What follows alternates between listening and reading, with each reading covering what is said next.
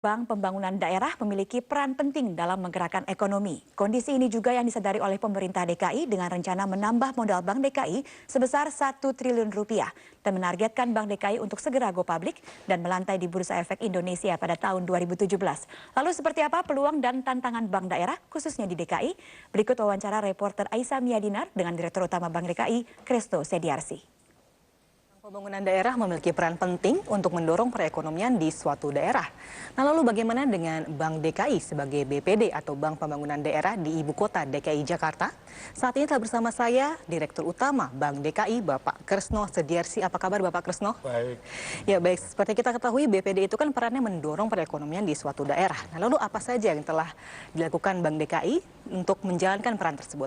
Ya, Bank DKI ini memang dibentuk berdasarkan undang-undang yang memang menyatakan bahwa tugas pokoknya adalah mendukung pembangunan ekonomi di daerah DKI Jakarta. Nah, sampai saat ini sebetulnya apa yang sudah dilakukan oleh Bank DKI adalah memberikan terutama layanan jasa perbankan bagi pemerintah DKI Jakarta dan BUMD, dan juga sebetulnya arah pemberian fasilitas kepada kontraktor-kontraktor pada program pembangunan DKI.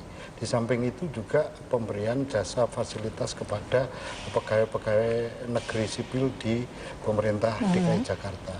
Nah, ini memang harusnya yang perlu kita tingkatkan lagi adalah bahwa peran lebih besar kita harus bisa ambil bersama-sama dengan seluruh instansi di DKI Jakarta dan juga BUMD yang ada di DKI Jakarta.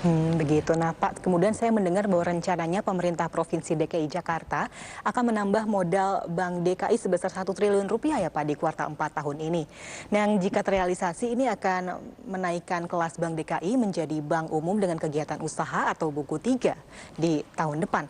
Nah, lalu apa Pak rencana perseroan jika telah naik dengan bank dengan modal minimum 5 triliun rupiah? Sebenarnya mungkin nanti perlu saya sampaikan koreksinya ya, bahwa memang kita akan diberikan tambahan PMP, yaitu penyertaan modal pemerintah daerah sebesar 1 triliun di triwulan 4 ini. Namun karena posisi modal kita itu ada di 3,9, sehingga ketika diberikan 1 triliun kita ini belum mencapai 5, sehingga memang inginnya sih sudah masuk ke buku 3, namun sepertinya belum bisa tahun ini. Mungkin nanti kita harus menunggu tahun depan atau dengan kita berupaya meningkatkan laba ditahan kita sehingga kita bisa masuk ke buku 3. Jadi kondisinya adalah seperti itu. Nanti kita akan kalau ditambah 1 triliun kita akan modal kita mencapai 4,9 triliun rupiah. Belum buku 3, masih buku 2. Ya, masih buku 2. Jadi gitu. Baik Pak, kemudian kami juga mendapatkan informasi bahwa nilai NPL atau non-performing loan gross untuk Bank DKI untuk bulan September 2015 adalah sebesar 7,27% dan NPL netnya sebesar 4,7% ya Pak, betul. Kemudian apa Pak strategi dari Bank DKI untuk menurunkan angka tersebut? Ya. Sebetulnya angka 7,27 itu adalah angka pada bulan Juni ya. Waktu itu ke laporan keuangan Juni 7,27. Sekarang bulan September sudah terjadi sedikit perbaikan 7,18. 7,18. Ya. Kemudian NPL netnya itu NPL gross ya. Iya. Netnya itu ada di 4,18 juga. 4,18 juga ini ya. Memang ada sedikit perbaikan karena kita memang sudah melakukan upaya-upaya untuk memperbaiki kualitas kredit ini dengan penagihan. Kemudian dengan restrukturisasi, kemudian dengan lelang atau penjualan agunan, dan kita menerapkan semacam watch list system, yaitu kita memonitor terus untuk debitur-debitur atau segmen-segmen kredit yang kita lihat itu memang berisiko. Kita amati tiap minggu kita monitor kondisinya seperti apa. Ini yang kita masukkan ke segmen watch list. Gitu. Kemudian Pak, berapa sih Pak angka rasio kecukupan modal di kuartal ketiga tahun ini dan targetnya berapa Pak untuk di akhir tahun? Kita kalau tahun ini itu di kuartal 3 itu kita pada posisi 15,35%, sedangkan target kita itu nanti sekitar 17,2 sampai 17,3 untuk KAR di akhir tahun itu. Gubernur DKI Jakarta Basuki Cahayapurnama atau Bapak Ahok ya menargetkan Bank DKI untuk menargetkan saham Bank DKI untuk tercatat di Bursa Efek Indonesia tahun 2017. Nah, kira-kira apa aja nih strategi untuk mencapai target tersebut? Nah, ini tantangan yang sangat luar biasa sebenarnya dalam kondisi seperti ini dan juga kondisi Bank DKI saat ini. Tapi hal tersebut memang harus kita persiapkan ya. Mungkin kalau 2017 memang waktunya sangat pendek sekali ya. Mungkin idealnya setelah 2017 lah sebenarnya ya. Nah, kita perlu persiapan begini. Sebetulnya intinya listed itu sebetulnya maksudnya adalah bahwa kita bisa go public. Pemahaman go public itu sebetulnya di belakangnya adalah bahwa kita itu meningkatkan kemampuan untuk memupuk modal. Jadi mendapatkan modal. Baik kalau IPO lewat publik. Tapi ada untuk mendapatkan modal ini kan bisa berbagai cara, termasuk lewat strategic investor. Jadi mungkin bukan lewat publik, tapi lewat strategic investor. Nah, apakah perbedaan kedua-duanya itu apakah dilakukan sendiri-sendiri atau bisa katakanlah nanti ya strategic investor ya public offering misalnya. Nah, ini menurut saya bisa dua-duanya. Hanya memang strateginya nanti yang paling menguntungkan apa? Kita mesti meningkatkan value dulu, kan, value perusahaan ini supaya harganya itu ada nilainya. Kemudian memang memberikan, kenapa value naik itu? Karena supaya apa ya? Kita itu ekspektasi dari investor itu supaya ada sehingga mereka mau membeli saham kita. Nah, ini kita upayanya apa? Yang memperbaiki dari sisi kita yang jelas itu tata kelola perusahaan. Kemudian financial performance mesti kita perbaiki. Kemudian produk, features ya, kompetitif yang pada segmen yang kompetitif itu kita perbaiki. Kemudian kita juga perlu memperbaiki itu tangible existence kalau saya bilang. Yaitu gini, penampakan realnya seperti apa. Jadi supaya investor itu kalau melihat mempertanyakan Bank DKI itu apa sih, misalnya gedungnya kayak apa, produknya kayak apa, misalnya punya electronic channel itu bisa dilihat nggak di katakanlah gadget, ada nggak itu electronic channelnya. Jadi hal-hal seperti itu harus kita persiapkan dan itu menurut saya memang butuh persiapan yang sangat ketat ya dan perubahan yang cukup mendasar ya. Baik, terima kasih atas informasinya Pak. Dan demikianlah wawancara singkat kami bersama Bapak Kresno Sediarsi, Direktur Utama Bank DKI. Kini kita kembali ke studio Metro TV. Terima kasih. Baik pemirsa, itulah akhir dari perjumpaan kita di Metro Bisnis. Atas nama kerabat kerja yang bertugas, saya Rike Karolin. Terima kasih untuk kebersamaan Anda dan jangan lewatkan perbincangan menarik sesaat lagi. Sampai jumpa.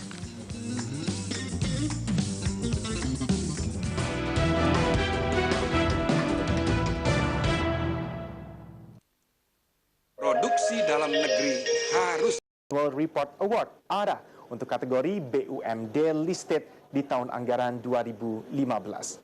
Bank BUMD ini menjadi juara bertahan dalam 4 tahun secara berturut-turut. Di sisi lain, perlambatan pertumbuhan kredit juga ikut memangkas laba perusahaan selama semester pertama di tahun ini sebesar hampir 79% dari periode yang sama di tahun lalu. Bagaimana Bank DKI bisa mengelola laporan keuangannya, serta apa upaya perusahaan untuk bisa mencegah penurunan laba lebih jauh di tengah kondisi perekonomian Indonesia khususnya saat ini? Kami akan segera membahasnya dengan Direktur Utama dari Bank DKI, Bapak Kresno Sediarsi, yang telah hadir di studio IBCM Bursa Efek Indonesia. Pak Kresno, terima kasih banyak atas waktunya. Terbukti dari berita yang baru saja kita sampaikan, ini sektor perbankan masih leading, bisa kita anggap sebagai sektor penggerak atau main driver dari perekonomian kita. Kita akan bahas lebih lengkap khususnya mengenai prestasi-prestasi apa yang sudah diraih oleh Bank DKI. Satu lagi Bapak, pastikan Anda masih bersama kami. Bank DKI dan Market Headlines akan segera kembali hadir untuk Anda dalam Dialog Ekonomi.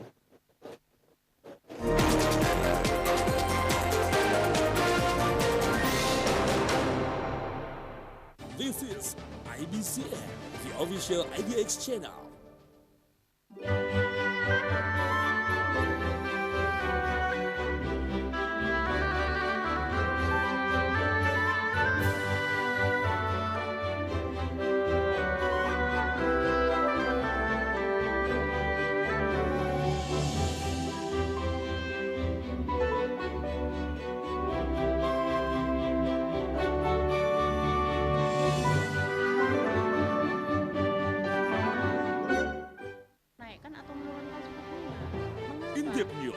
business world. Based on real facts and current issues. Optimis bahwa nanti di tahun 2018 Untuk bagaimana mengendalikan. Regardless of the kind of business you're in, you must watch this before 8. Special report. IBCM Special Report membedah untuk Anda. On ABCM Channel. Eyes on ABCM Channel.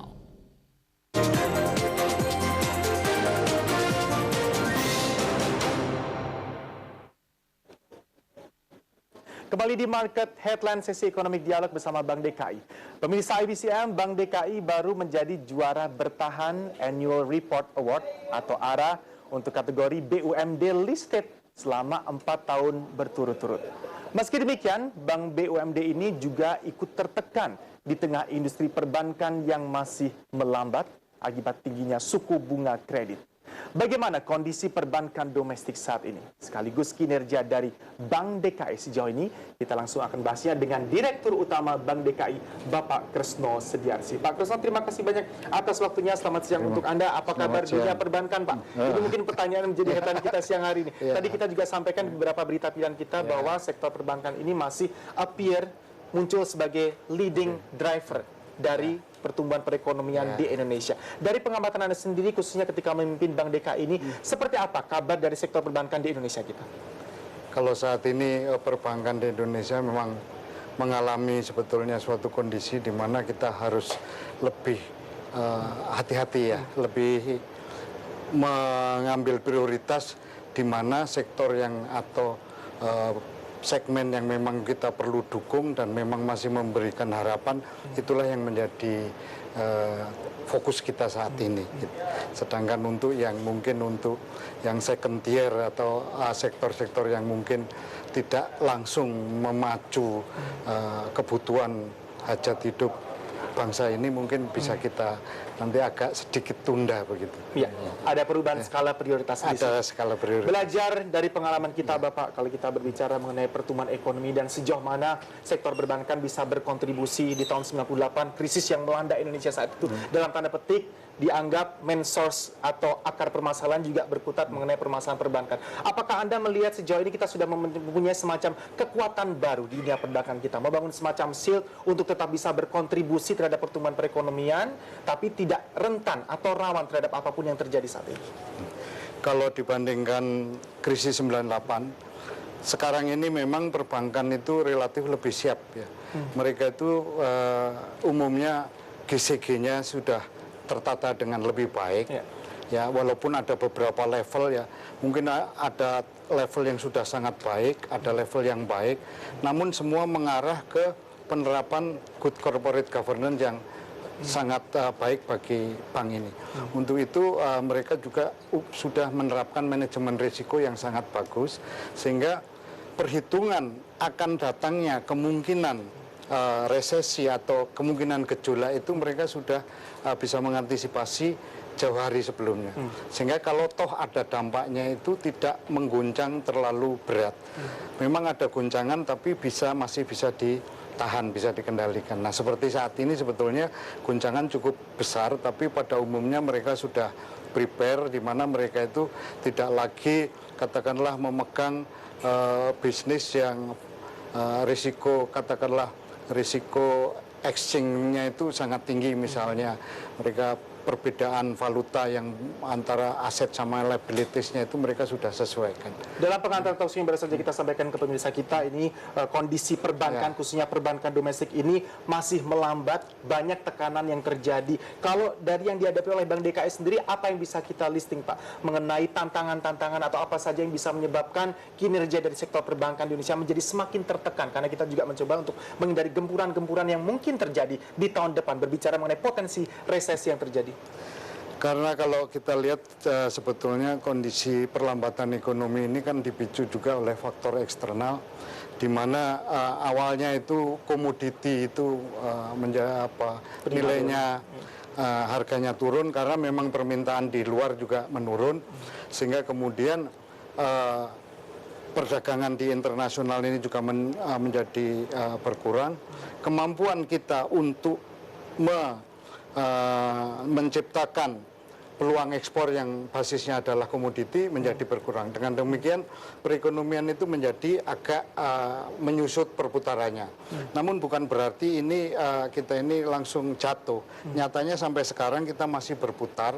Hanya saja memang mungkin akan lebih bagus seandainya ini ada percepatan untuk pembiayaan atau expand dari government. Karena ini akan menjadi stimulan yang sangat luar biasa. Karena sampai saat ini rasanya masih berkutat di angka 20%, 30% ya. Padahal ini sudah di semester ke-4. Sehingga kita sangat mengharapkan bagi perbankan ini ada segera percepatan expand dari pemerintah. Dan ini pasti nanti akan menggulung pertumbuhan yang sangat cepat kalau itu bisa langsung dieksekusi. Iklim kompetisi dari sektor perbankan di Indonesia sebagai BUMD yang sudah listed, apa yang selama ini dihadapi oleh Bank DKI dengan banyaknya semakin menjamurnya juga Pak pemain-pemain yang masuk ke dalam playground yang sama, khususnya kalau kita berbicara mengenai para bankers dari negara-negara luar, investor yang masuk dari perbankan asing, apa yang Anda hadapi? Sebetulnya kalau dari kita yang pertama kita hadapi adalah bahwa kemampuan kita untuk menawarkan layanan dan produk yang setara dengan mereka. Kapasitas kita memang belum memungkinkan untuk melayani produk yang setara dengan mereka, terutama dengan produk-produk yang sangat canggih seperti produk yang di treasury yang itu pasti kita nggak bisa ikut dengan mereka karena kita butuh basis dukungan kantor di luar negeri misalnya, yang punya bisnis di luar. Nah, ini kita nggak mungkin. Yang kedua, produk-produk kita ini masih tradisional. Pengertian tradisional ya kita hanya produk-produk yang berbasis asset liabilities pada level dasar. Nah, kemudian juga jasa-jasa, terutama kalau kita sebagai bank daerah, terus terang, kapasitas untuk menciptakan layanan yang lebih dari sisi katakanlah produk yang berbasis elektronik, ini kita juga kemampuan kita memang belum mencukupi untuk bersaing dengan big boys lah. Baik, kita dengan begitu. Pak Kresna, bagaimanapun ini ada sesuatu yang patut kita apresiasi, kita acungi jempol karena Anda sebagai Direktur Utama dari Bank DKI mencoba untuk realistis. Dalam beberapa hal memang kita tidak bisa bersaing, tapi sudah pasti ada nilai lebih yang dimiliki oleh Bank DKI sebagai BUMD. Kita akan bahas lagi Pak di segmen berikutnya. Pastikan Anda masih bersama kami akan segera melanjutkan dialog kembali dengan Bapak Kresno Sediarsi, Direktur Utama Bank DKI dalam sesi Ekonomik Dialog.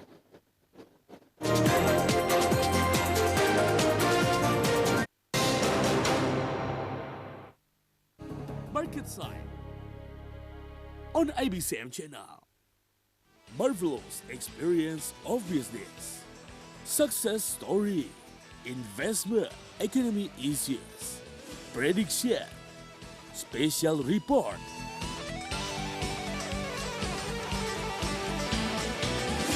summary and outlook.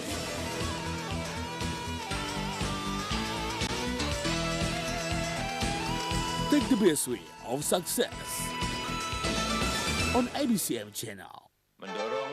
Let's increase our knowledge on Quality Talk Show. Nama saya Neisha Suhardiman, inilah Straightforward selengkapnya. Discuss about real sector and macro economy. KPM kan PKPM. Artinya payung hukumnya sudah jelas. Sudah jelas. Straightforward. Nilai tambahnya lebih tinggi. Ada backward linkage, ada forward linkage ya. On IBCM channel.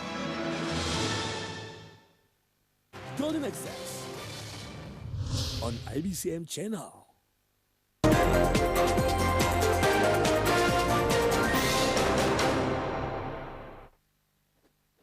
Kembali di Market Headlines IBCM Channel.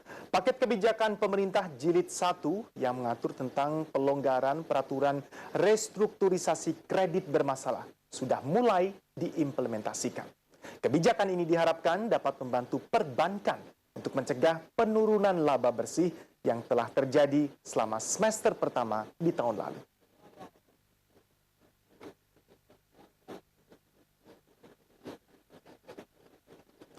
Sejumlah perbankan mulai merespons kebijakan pemerintah dan Bank Indonesia yang melonggarkan peraturan rasio kredit bermasalah atau non-performing loan (NPL). Dengan kebijakan ini, bank lebih leluasa melakukan restrukturisasi pinjaman terutama untuk nasabah yang mengalami kesulitan bayar. Bank Rakyat Indonesia misalnya memprediksi aturan baru ini akan membantu perusahaan membatasi rasio NPL sebesar 2,5% hingga akhir 2015 ini. Angka ini dinilai ideal meski meningkat dari semester pertama yang mencapai 2,33%. Bank Permata juga melakukan perpanjangan masa angsuran, penyesuaian suku bunga pinjaman, dan perubahan struktur atau tipe fasilitas kredit. Hal yang sama ternyata juga dilakukan oleh Bank Mandiri yang memperbaiki pinjaman debitur gagal bayar dan debitur membukukan penurunan omset. Di sisi lain, Bank Sentral Asia memanfaatkan pelonggaran aturan dengan fokus restrukturisasi terhadap kredit bermasalah dari sejumlah sektor. Meski diperkirakan tidak dapat signifikan mendorong peningkatan kredit di pasar domestik, paket kebijakan ekonomi jilid 1 ini diharapkan dapat membatasi kredit bermasalah dan memangkas laba perusahaan.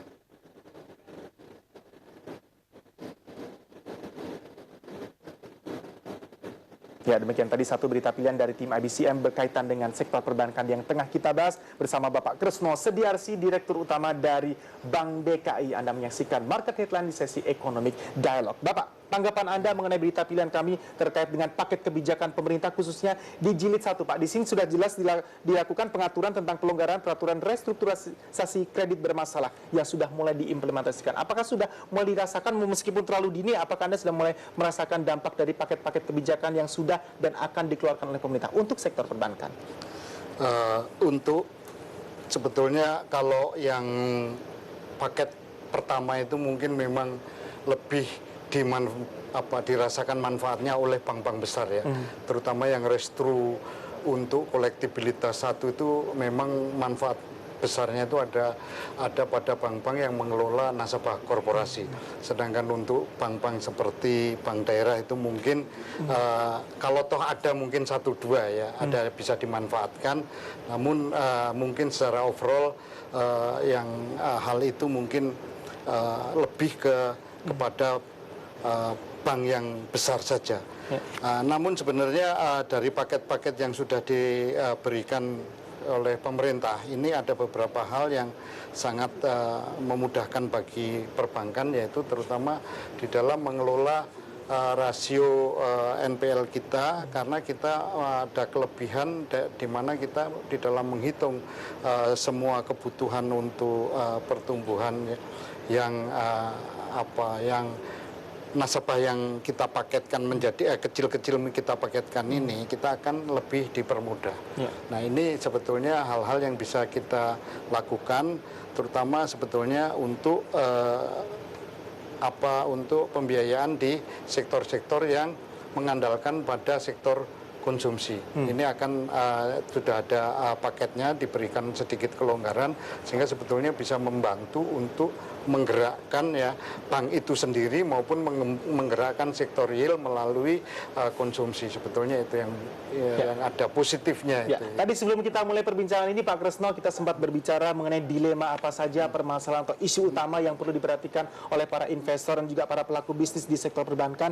Ini tadi Anda kurang begitu setuju dalam tanda petik kalau kita mengatakan bahwa yang memperlambat industri perbankan kita salah satunya adalah akibat tingginya suku bunga kredit. Ada dengan tegas mengatakan ini sebenarnya bukan masalah tinggi rendahnya suku bunga kredit, karena rendahnya suku bunga kredit pun kadang juga tidak akan menjadi arti apapun ketika tidak ada stabilitas yang bisa kita harapkan. Stabilitas seperti apakah yang kita bicarakan di sini, Pak, untuk sektor perbankan? Nah, sebenarnya memang suku bunga itu adalah bahwa untuk bagi bank ini adalah alat untuk membuat mekanisme matching antara aset sama liabilities. Iya.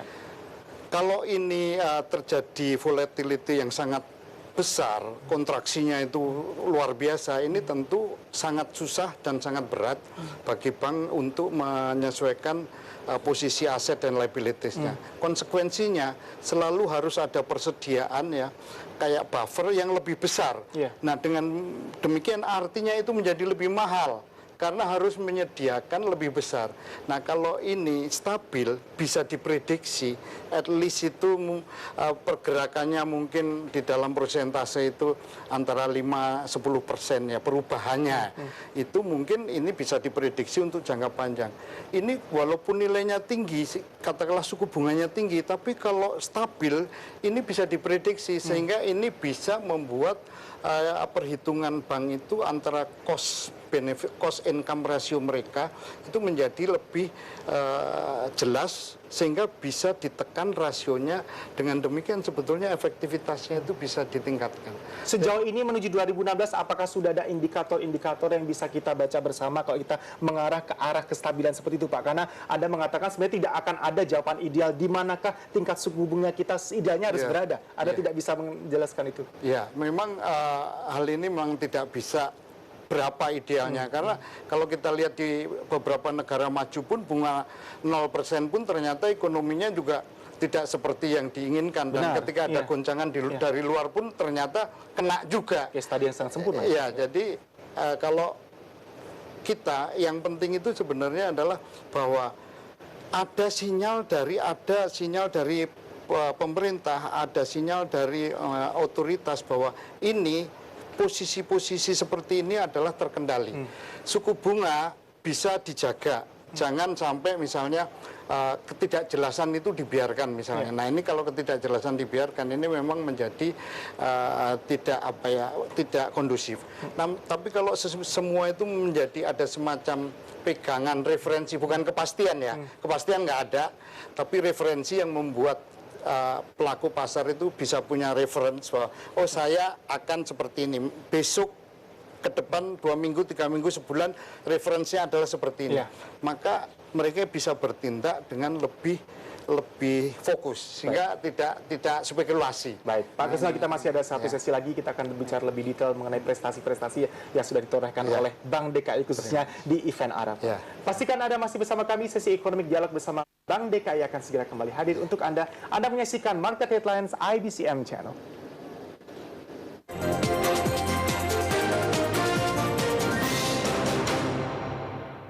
Movers and Shakers on IBCM Channel. The first business capital market channel in Indonesia. Peresmian saluran TV pasar modal Indonesia Business Capital Market A Channel. reliable reference on global economic climate. Profil sukses orang-orang yang terjun di dunia bisnis. Up-to-date contents by reputable sources.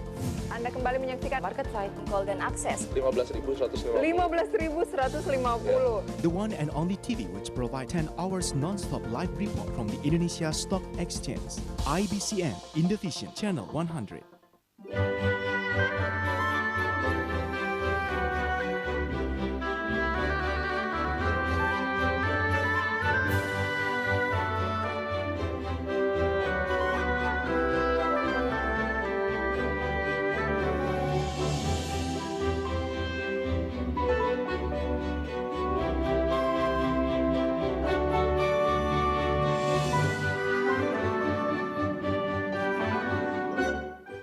Newsweek on IBCM Channel.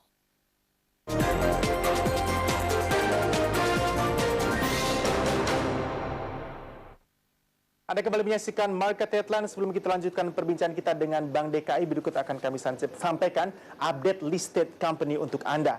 PT Timah Tbk atau TINS telah mengeluarkan 109,9 miliar rupiah untuk membiayai kegiatan eksplorasi sampai dengan September di tahun ini. Sedangkan biaya operasional mencapai 42,22 miliar rupiah. Emiten pertambangan ini melakukan kegiatan pemboran di perairan Bangka Utara dengan menggunakan 4 unit kapal bor. Sementara kegiatan eksplorasi di darat terdiri dari pemetaan core logging dan timah primer di Pulau Bangka dan Belitung. Ke listed company berikutnya, PT Bakrilan Development Tbk dengan kode saham LT masih memiliki pinjaman dalam bentuk obligasi equity link bond atau ELB senilai 155 juta dolar Amerika. Perusahaan masih mengajukan usulan restrukturisasi kepada investor karena belum dapat melunasinya sesuai dengan masa jatuh tempo. Restrukturisasi diharapkan dapat disepakati di akhir tahun ini. Ke listed company berikutnya, PT Export Transindo Utama Taksi menunda rencana penambahan pool untuk armada taksi kemitraan karena kondisi ekonomi dinilai belum menguntungkan. Emiten transportasi umum ini juga menunda penambahan armada baru yang sebelumnya direncanakan sebanyak 500 unit. Namun, peremajaan sebanyak 500 armada taksi ini tetap dilakukan. Penundaan ekspansi bisnis diperkirakan akan mengurangi penyerapan belanja modal dari sekitar 500 miliar rupiah menjadi hanya sekitar 150 miliar rupiah. Ke listed company berikutnya, PT Wijaya Karya Tbk dengan kode saham di lantai bursa Wika bersiap memimpin konsorsium BUMN untuk mengerjakan proyek pembangunan kereta cepat Jakarta-Bandung. 3 BUMN yang akan ikut mengerjakan proyek ini meliputi PT Kereta Api Indonesia, PT Jasa Marga Tbk, dan PT Perkebunan Nusantara. Penunjukan tersebut dituangkan pemerintah dalam Peraturan Presiden Nomor 107 Tahun 2015 tentang percepatan penyelenggaraan prasarana dan sarana kereta cepat Jakarta dan Bandung.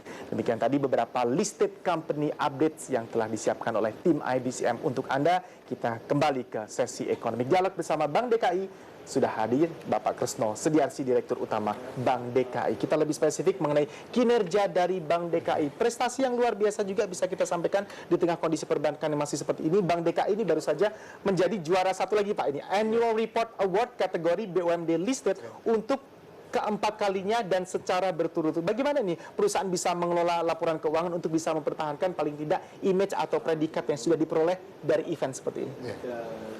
Ini merupakan komitmen dan konsistensi kita untuk meyakini bahwa keterbukaan informasi itu harus kita lakukan terus-menerus karena di dalam ARA ini, Annual Report Award ini, memang penekanannya adalah keterbukaan informasi. Seberapa kita itu bisa melakukan keterbukaan informasi sesuai ketentuan yang ditetapkan baik dari pasar modal maupun dari undang-undang perbankan.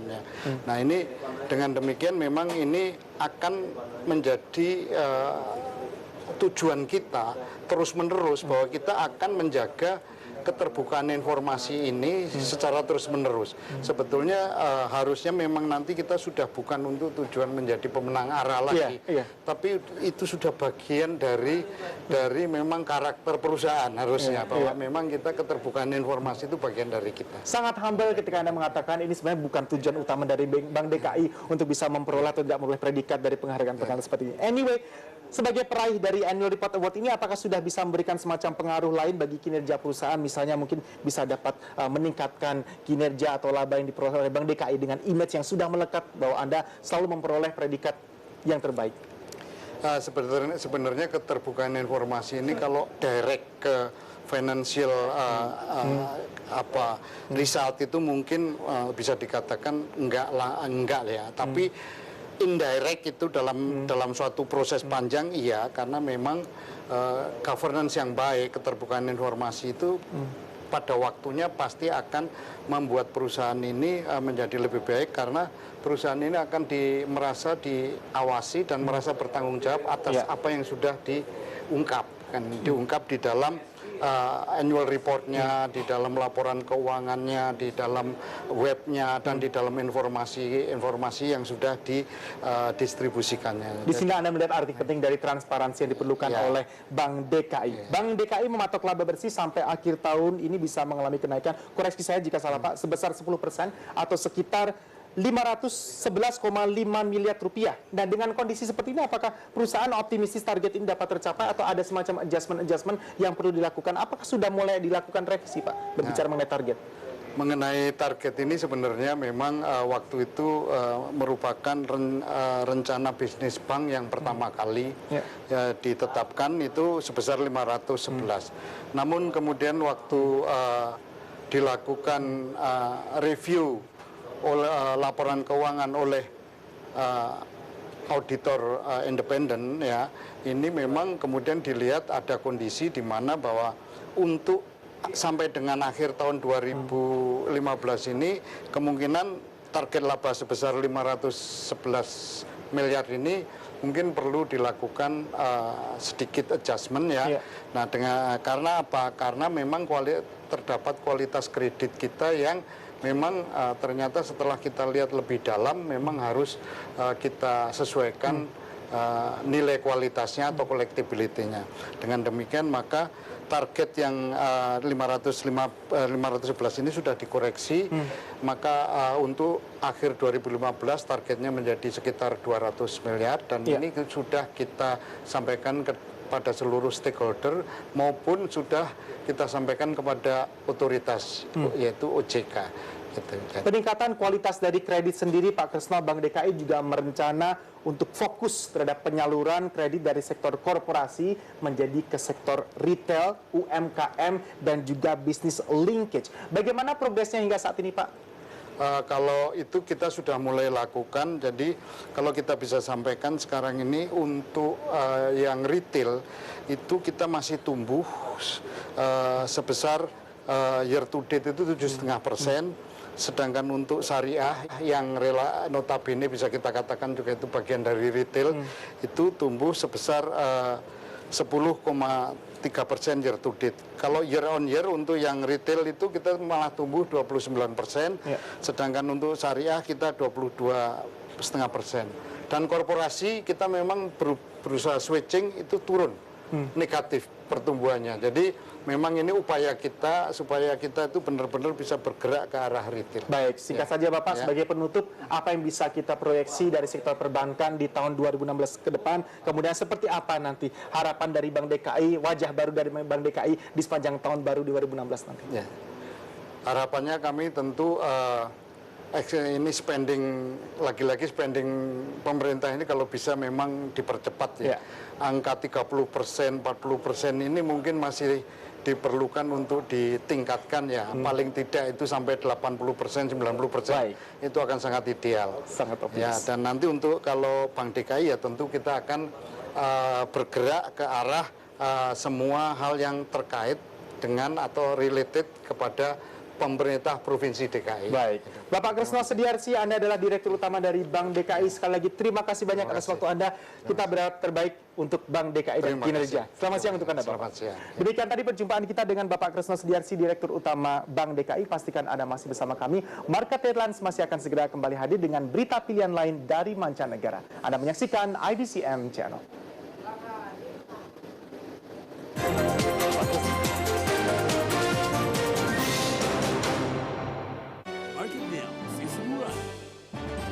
IBCM Channel. Zona Euro akhirnya mencapai kata sepakat dalam pembahasan tawaran dana talangan ketiga. Businessman problem. Ekonomi yang akan dirilis, tapi juga adalah mengenai the Fed itu kembali. With more insights by our expert. Summary and outlook. Optimis ke depannya harusnya bagus ya. On IBCM Channel. Recommendation, analysis, solution, market side, market now, season 1, market headlines, market now, season 2.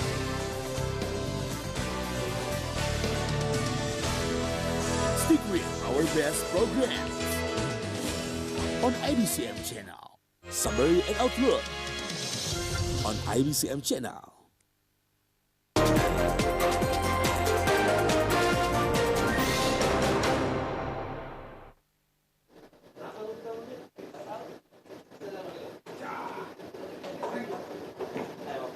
Semangat.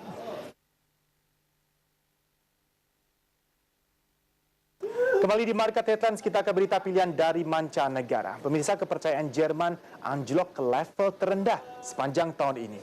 Lesunya permintaan negara berkembang dan sentimen negatif yang disebabkan oleh kemelut Volkswagen menekan kinerja keuangan ekonomi terkuat di Eropa tersebut.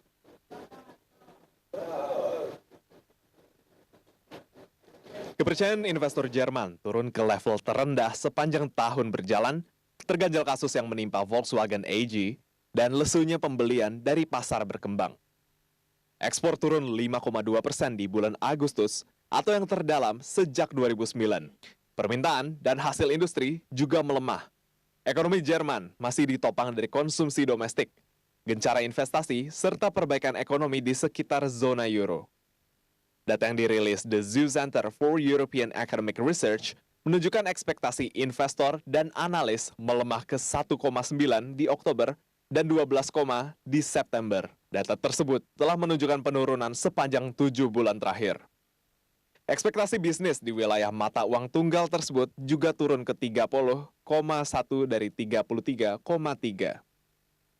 Presiden Bank Sentral Eropa, Mario Draghi, sebelumnya telah menyampaikan kekhawatirannya akan risiko perlambatan ekonomi negara berkembang dan anjloknya harga komoditas terhadap ekonomi benua biru. Ia pun menyatakan kesiapan ECB untuk menggelontarkan stimulus bila dirasa perlu.